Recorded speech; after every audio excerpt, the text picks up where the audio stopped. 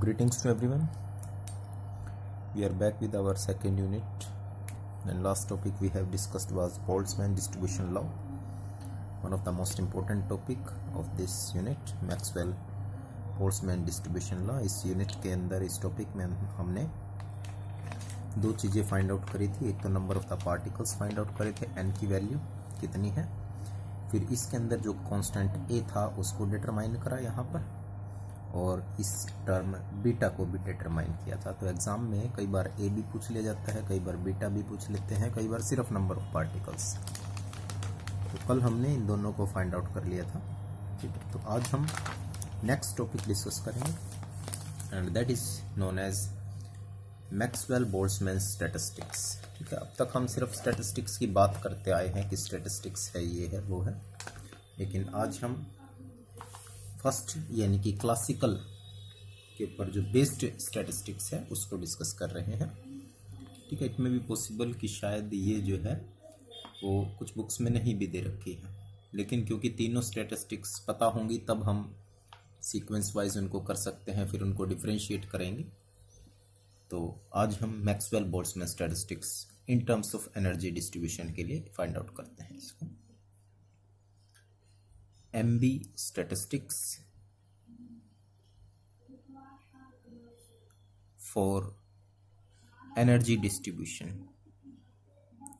Energy distribution वैसे ज़्यादातर exam में जो हमने कल आर्टिकल किया था वो पूछा जाता है, ठीक है। एनर्जी डिस्ट्रीब्यूशन कम है, लेकिन फिर भी हमें एग्जैक्टली इसका पता होना चाहिए क्या चीज़ है, ठीक है।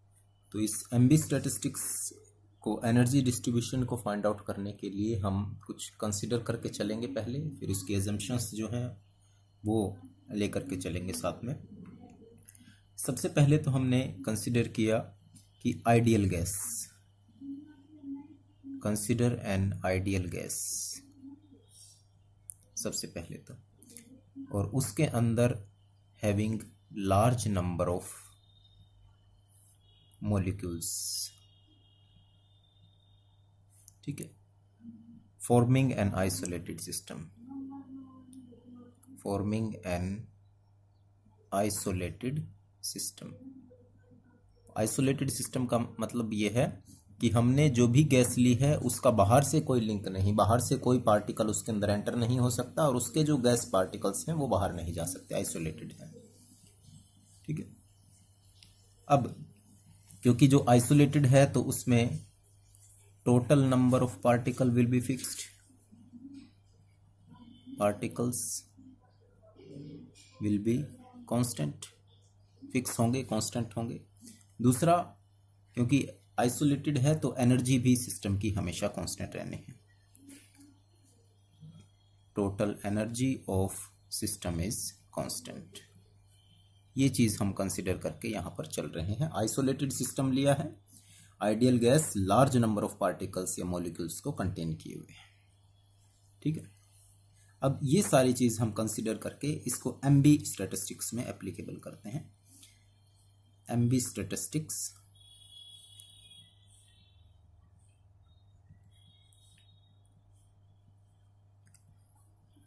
इसको हम दूसरा नाम क्लासिकल स्टैटिस्टिक्स भी कहते हैं। अगर MB की जगह स्टैटिस्टिक्स क्लासिकल आ जाए तो भी एक ही चीज़ है, ठीक है। कुछ एजम्पशंस पर बेस्ड हैं, तो एजम्पशंस क्या हैं?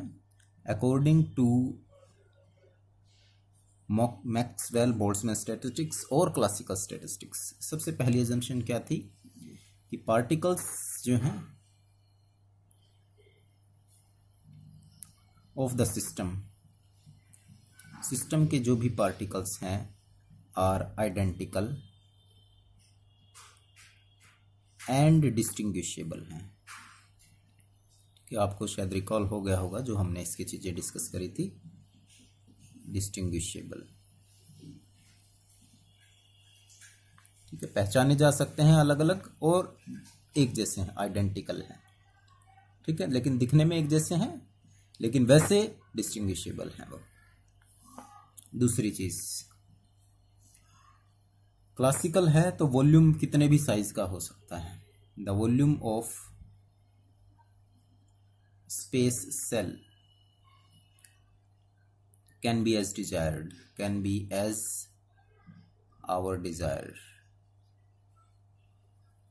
ठीक है, even if may even approach to zero, zero size का भी हो सकता है. ठीक है. तीसरा assumption, number of cells countless हो सकते हैं, या यूं कहें the phase cell containing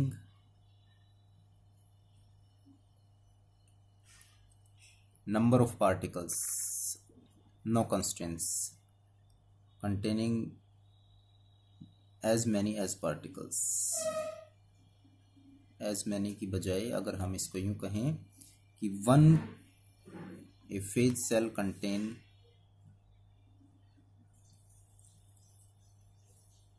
large number of particle, कोई कंस्ट्रेंट नहीं, as there is no constraint. No constraint, constraint का मतलब हमने कोई उसके ऊपर अजम्पशन नहीं डाली, उसके ऊपर कोई रुकावट नहीं है कि कितने भी पार्टिकल फेज सेल के अंदर आ सकते हैं. ठीक है. और फोर्थ अजम्पशन ये कि जो हमारे सेल्स हो सकते हैं वो भी आर्बिट्रेरी हो सकते हैं. सेल्स का आर्बिट्रेरी का मतलब the energy is divided into arbitrary but large number of phase cells. The energy compartments, जो भी compartments थे हमारे, can be divided into large number of compartment, large number of phase cells. ठीक है. Compartments को large number of sales में divide किया जा सकता है, यानी कि जो सेल्स हैं सेल्स उनकी संख्या भी काउंटलेस हो सकती है. यहां पर क्या है कि एक सेल के अंदर लार्ज नंबर ऑफ पार्टिकल्स. ठीक है. लेकिन एक कंपार्टमेंट को जब हम सेल में डिवाइड करते हैं तो सेल भी कितने भी हो सकते हैं. The energy compartment can be divided into number of large number of cells. ठीक है.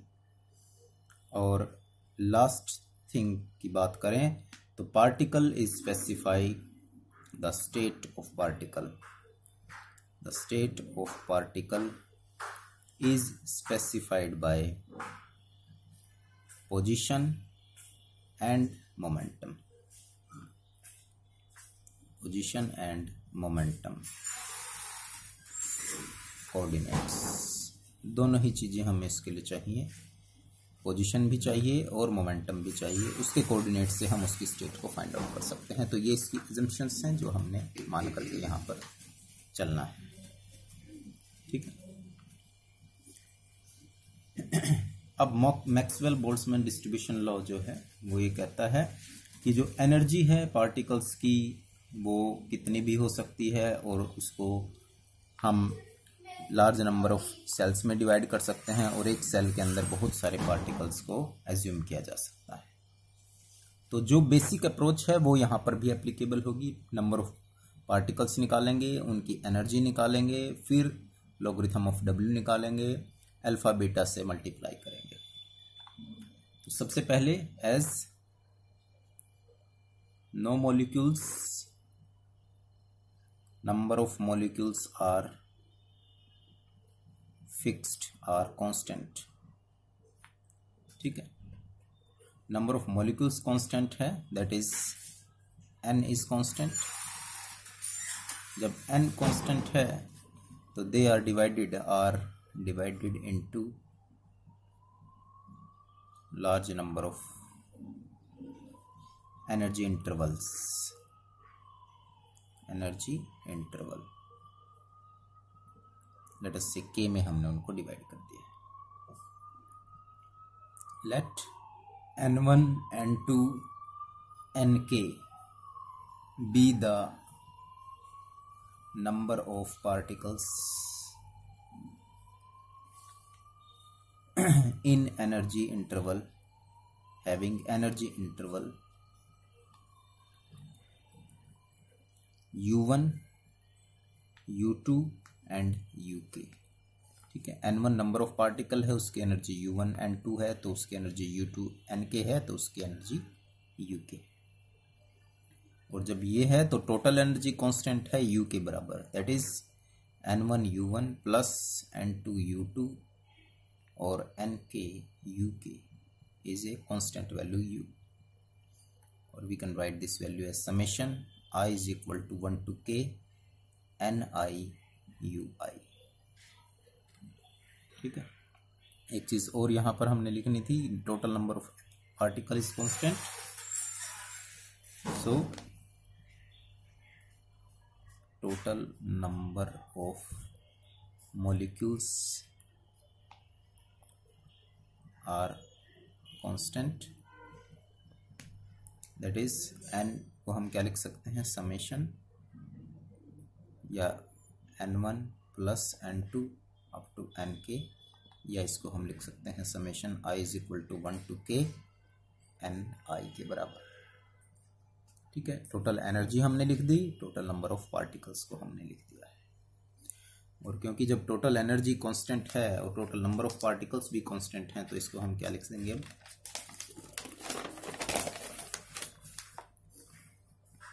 एज द गैस जो भी हमने कंसिडर की है इज आइसोलेटेड फ्रॉम सराउंडिंग, बाहर से कोई एनर्जी नहीं आ रही, therefore total energy and particles और molecules are fixed, that is summation i is equal to 1 to k Ni UI हमने क्या लिखा है, U के बराबर लिखा है, तो इसका जो डिफ्रेंशिएशन होगा du that is equal to summation i is equal to 1 to k Ni UI 0 के बराबर फिक्स्ड है। Also number of particles is fix, n की वैल्यू है summation i is equal to 1 to k Ni constant, therefore dn is equal to summation I is equal to 1 to k Ni dni, this is equal to 0। ठीक है, यहाँ भी differentiation कर देना, क्योंकि differentiation fixed value का कितना होगा, 0 होगा, यहाँ भी dni की वैल्यू 0 हो गई। इनको नाम दे देते हैं equation number 1, this is equation number 2। As usual basic approach में एनर्जी फिक्स दिखा दी, नंबर ऑफ पार्टिकल्स को हमने फिक्स कर दिया, अल्फा से इसको मल्टीप्लाई करना है, बीटा से इसको और ऐड कर देते हैं दोनों को। ठीक है, now let to arbitrary constant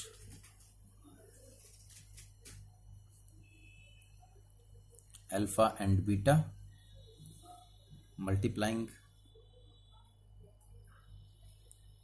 multiplying with equation 1 and 2। ठीक है, क्योंकि इसको बीटा से करना है, इसको अल्फा से, तो यहाँ बीटा और अल्फा लिख लेना आप लोग, alpha dn plus beta dn and this is equal to 0। क्योंकि देखो दोनों ही 0 के बराबर है, तो इसको अल्फा से कर रहे हैं, इसको बीटा से कर रहे हैं। ठीक है, और दोनों 0 के बराबर हैं तो ऐड करने पर भी सम कितना होगा उनका, 0 के बराबर होगा। अल्फा dn की वैल्यू क्या है, अल्फा हमारे पास है summation i is equal to 1 to k dni plus beta du है,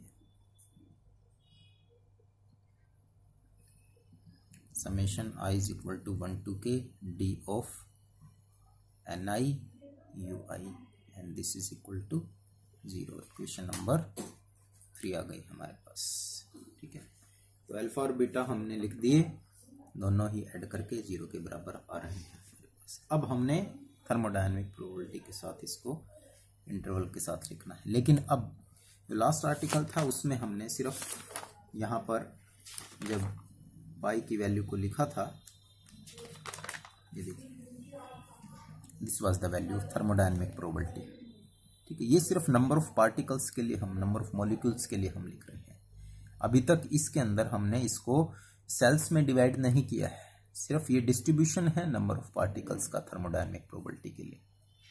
अब हमने इसको करना है सेल्स के साथ डिवाइड करके। Let G1, G2, Gk be the number of cells corresponding to energy intervals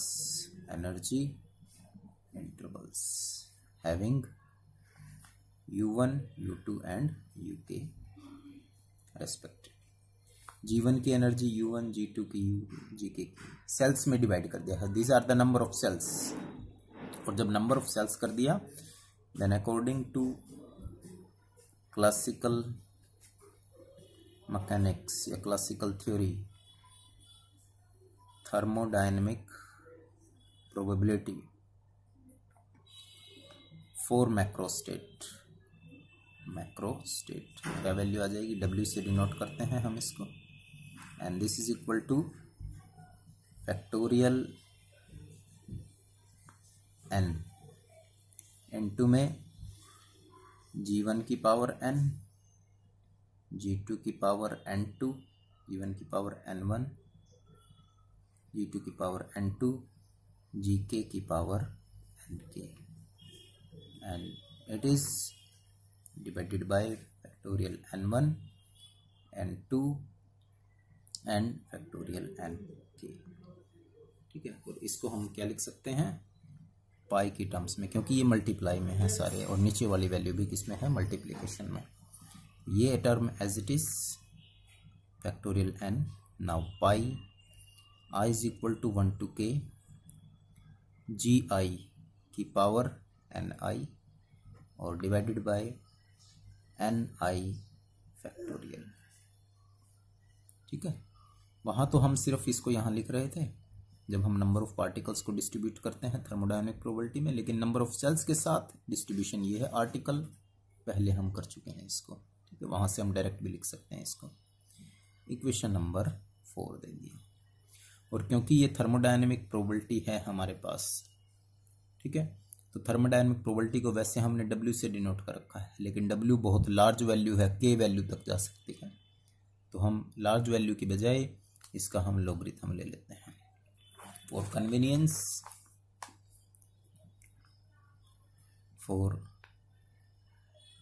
convenience we will consider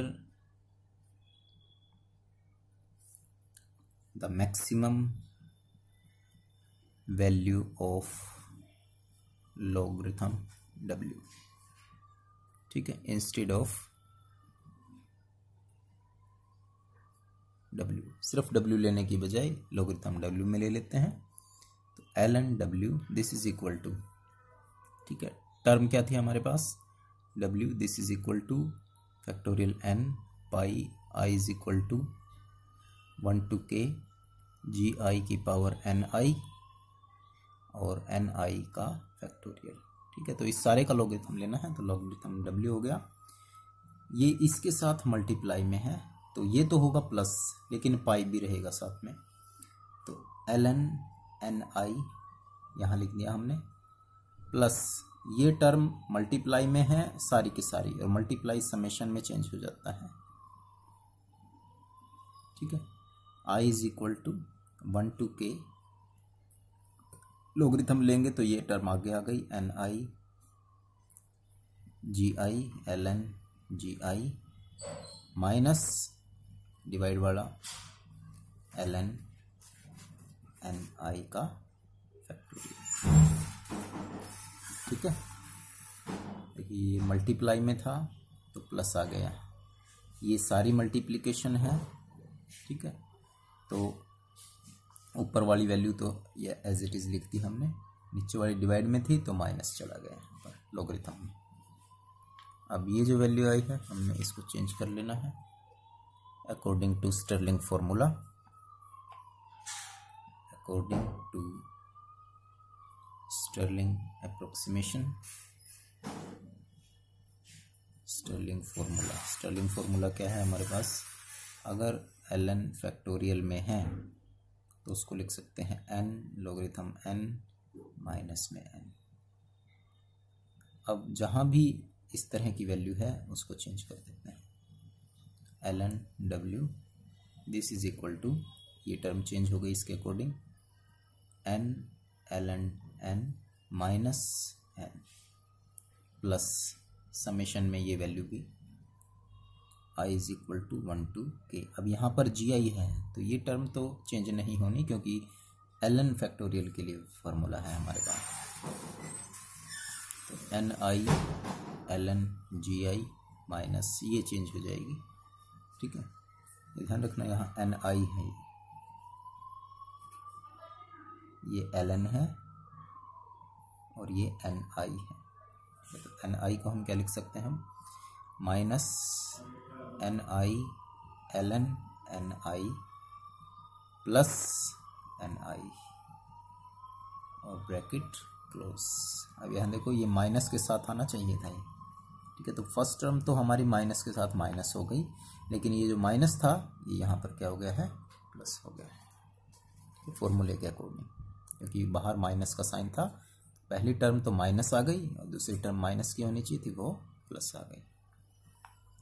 थोड़ा सा चेंज कर देते हैं इसको, ln w this is equal to n ln n minus, ठीक है, n प्लस ब्रैकेट ओपन कर देते हैं, summation i is equal to 1 to k ni ln gi minus, इसके साथ भी समेशन लगा दो, summation i is equal to 1 to k ni ln ni, ठीक है, और प्लस में ये वैल्यू भी है। ठीक है, तो समेशन जब इस वैल्यू का करेंगे, ni के साथ समेशन करेंगे तो वो value total number of particles बन जाएगी, यानी कि फिक्स्ड वैल्यू n, और ये n इस n से क्या हो गया, कैंसिल। आप यहाँ इसको ब्रैकेट में लिख सकते हैं, summation i is equal to 1 to k ni, this is total number of particle fixed है, तो इसकी जगह हमने ये लिख दिया n, और ये n इस n से क्या हो गया, कैंसिल आउट हो गया।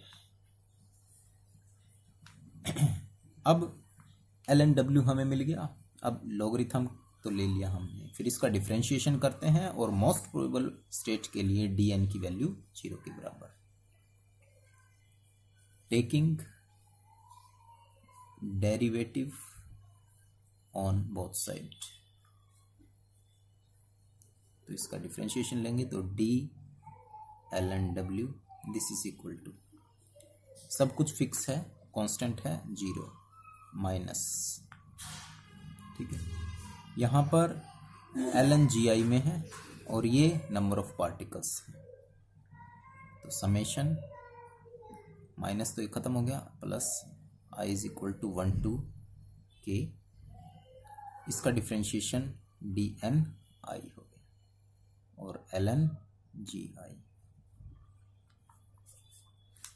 माइनस में, अब इसको डिफरेंशिएट करते हैं, minus summation i is equal to 1 to k, bracket लगा लेते हैं यहाँ पर क्योंकि माइनस का साइन है, ठीक है, ni फर्स्ट टर्म और lni second term, first term का डिफरेंशिएशन dni ये as it is, plus ni as it is और lni का 1/ni इंटू में dni, ये टर्म आ गई, ठीक है, ब्रैकेट क्लोज, ni से ni cancel, d ln w this is equal to summation i is equal to 1 to k dni ln gi, ठीक है, माइनस, अब ये देखो this is the value summation के साथ, summation I is equal to 1 to k dni ln ni। ठीक है, अब ये जो dni है, अब इसकी वैल्यू डिफ्रेंशिएशन में कितनी हो जाती है, 0 के बराबर। तो आप इसको ब्रैकेट में यहाँ लिख देंगे, summation I is equal to 1 to k dni, number of particle का डिफ्रेंशिएशन 0 रहेगा। तो हमने इस टर्म को भी यहाँ से कितना बना दिया, 0 के बराबर। ठीक है, तो डी, अब ln और डिफ्रेंशिएशन दोनों चीजें आ गई हमारे पास। अब मोस्ट प्रोबेबल स्टेट के लिए डिफ्रेंशिएशन भी कितना होता है, 0। For most probable state D ln w this is equal to 0। तो इस इक्वेशन को इक्वेशन नंबर क्या चल रहा है हमारा, ये 5 नाम दे देते हैं। क्वेश्चन नंबर 5 को 0 के इक्वल रख देते हैं। Summation I is equal to 1 to k dni ln gi minus summation I is equal to 1 to k dni ln ni this is equal to 0। ठीक है, अब ये टर्म भी किसके बराबर आ गई, 0 के बराबर। और एक टर्म हमारे पास अल्फा बीटा में है, वो भी टर्म 0 के बराबर है, वो यहां देखिए, दिस इज द इक्वेशन। ठीक है, अल्फा को डीएनआई बीटा को इसके साथ इक्वल टू 0। ये 0 जो है दोनों तरफ है, तो इक्वेट कर देते हैं इक्वेशन 3 को और इक्वेशन नंबर 6। इक्वेटिंग 3 and 6, क्योंकि दोनों ही जो वैल्यू है राइट हैंड साइड में 0 के इक्वल है। From equation 3 and 6 we get summation I is equal to 1 to k dni ln gi minus summation I is equal to 1 to k dni ln ni this is equal to alpha के साथ summation I is equal to 1 to k dni plus beta और summation I is equal to 1 to k, यहाँ पर energy का differentiation ni ui के साथ। ठीक है, दोनों टर्म को हमने इक्वेट कर दिया है। इक्वेट करने के बाद dni इसमें है कॉमन, आई समेशन के साथ है, तो कॉमन ले सकते हैं इस वैल्यू को यहां से। We get summation I is equal to 1 to k ln gi minus ln ni और कॉमन आ गया इसमें से dni। ठीक है, और राइट साइड में वही वैल्यू है, summation I is equal to 1 to k dni alpha plus summation I is equal to 1 to k differentiation of ni ui into में बीटा। ठीक है, यहां भी इस dni को मल्टीप्लाई करके और कॉमन ले लेते हैं। एक चीज और ध्यान रखना, ये जो एनर्जी है ui ये फिक्स होती है हर एक पार्टिकल के लिए। तो नंबर ऑफ पार्टिकल चेंज हो सकते हैं लेकिन उनकी एनर्जी चेंज नहीं हो सकती। तो इसको आप जो है इस तरीके से भी लिख सकते हैं, summation I is equal to 1 to k dni alpha plus summation I is equal to 1 to k dni और सिर्फ ui इंटू में बीटा, क्योंकि ये एनर्जी है और ये फिक्स है पार्टिकल के लिए। The number of particles can be changed, but their energy is remaining a fix. So it can be differentiated, but it cannot be differentiated. Right side वही है, summation I is equal to 1 to k ln gi minus ln ni dni।